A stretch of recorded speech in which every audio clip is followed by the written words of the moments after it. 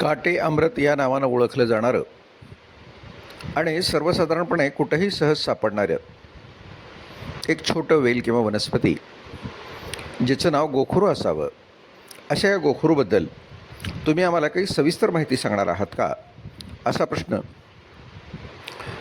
विद्याधन सुर्वे यांनी विचारलेला आहे. सुर्वे असं म्हणतात की आम्ही सर्वदर्शन ही तुमची यूट्यूब मालिका अर्थात यूट्यूब चॅनलवरचे वेगवेगळे कथा आणि प्रोग्राम पाहत असतो. त्यामध्ये चर्चा तुमची आमचीमध्ये कोणताही प्रश्न विचारण्याला संधी आहे हे समजल्यावरून वाचल्यावरून मी तुम्हाला प्रश्न विचारतो आहे. गोखरूबद्दल सर्व प्रकारची माहिती तुम्ही आम्हाला द्या. मंडळी, खूप छान प्रश्न सुर्वे यांनी विचारलेला आहे आणि त्या प्रश्नाच्या उत्तरादाखल आता आपण गोखरूबद्दल माहिती घेऊया. गोखरूचं शास्त्रीय नाव ट्रिबुलस टेरेस्ट्रीज असं आहे. संस्कृतमध्ये त्याला गोक्षूर असं म्हणतात. ही एक अत्यंत गुणकारी आणि महत्त्वाची आयुर्वेदिक औषधी मानली जाते. गोखरू वनस्पती कुठे आढळते याबद्दल आपण जर विचार केला तर भौगोलिक विस्ताराचा विचार करून गोखरू प्रामुख्याने उष्ण आणि समशीतोष्ण प्रदेशात आढळते. भारतात ही वनस्पती सर्वत्र आढळते. याची जागा ही जमिनीवर सरपटत वाढणारी एक वर्षायू वनस्पती आहे. साधारणपणे पावसाळ्याच्या सुरुवातीला ही वनस्पती आपणाला कुरणात, पडीक जमिनीवर, शेताच्या कडेने किंवा रस्त्याच्या बाजूला वृक्ष ठिकाणी तण म्हणून नैसर्गिकरित्या उगवलेली दिसते.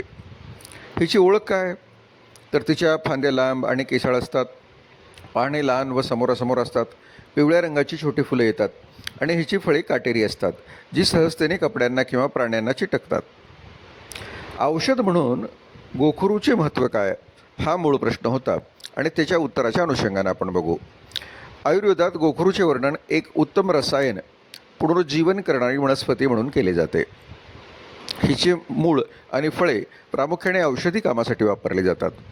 याचे प्रमुख आयुर्वेदिक महत्त्व पुढीलप्रमाणे आहे.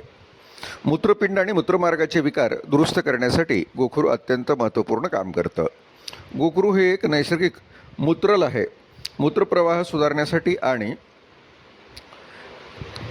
त्यासोबतच मूत्रपिंडातील विषारी घटक बाहेर टाकण्यासाठी ते मदत करतं.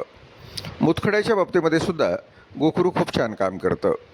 मुतखडा झाल्यास किंवा लघवी करताना जळजळ होत असल्यास गोखरूच्या मुळाचा किंवा फळांचा काढा अत्यंत गुणकारी मानला जातो. शारीरिक शक्ती आणि स्टॅमिना वाढवण्यासाठी सुद्धा गोखरूला अनन्यसाधारण महत्त्व आहे. शरीरातील थकवा दूर करून ताजी ऊर्जा टिकवण्यासाठी गोखरू मदत करते. खेळाडू आणि शारीरिक मेहनत करणारे लोक सहनशक्ती वाढवण्यासाठी याचा वापर करतात. त्यासोबतच जननेंद्रिय आणि पुरुषांच्या आरोग्यासाठी सुद्धा गोखरू अत्यंत मौल्यवान ठरतं. आयुर्वेदानुसार गोखरू पुरुषांमधील प्रजनन स्वास्थ्य सुधारण्यास, वीर्य गुणवत्ता वाढवण्यास आणि नैसर्गिकरित्या टेस्टोस्टेरॉनची पातळी नियंत्रित ठेवण्यास मदत करतं. संधिवात आणि सूज कमी करण्यासाठी सुद्धा गोखरूचं खूप मोलाचं काम आहे. गोखरूमध्ये 10 रोधक गुणधर्म असतात. सांधेदुखी, आमवात आणि शरीराची जळजळ कमी करण्यासाठी याचा उपयोग होतो. दमा आणि खोकल्यामध्ये सुद्धा हे अत्यंत चांगल्या पद्धतीनं काम करतं. ज्यावेळेला श्वासोश्वासाला त्रास व्हायला लागतो, दमा आणि खोकल्याचा त्रास जाणवायला लागतो, त्यामध्ये गोखरू उपयुक्त ठरते. प्रमुख आयुर्वेदिक औषधामध्ये बाजारामध्ये गोखरूचे विविध औषधी फॉर्म उपलब्ध आहेत, जसे की गोरुक्षादी गुगुळ म्हणजे मूत्रविकारावर अत्यंत प्रसिद्ध असलेलं, गोखरू काढा कषाय, दशमूळ काढा ज्यामध्ये गोखरू हा एक महत्त्वाचा घटक असतो, गोखरू चूर्ण हे सुद्धा अत्यंत महत्त्वपूर्ण काम करतं किंवा पावडर असते.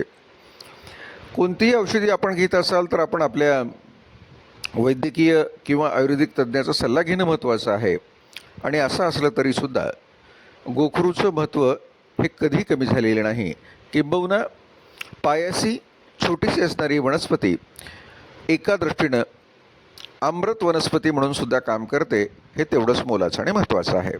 मंडळी, अशा पद्धतीची आणि वेगवेगळी रंजक आणि ज्ञानाच्या पूरक असलेली माहिती मिळवण्यासाठी कृपया आपण सर्वदर्शन यूट्यूब चॅनल पाहत राहा.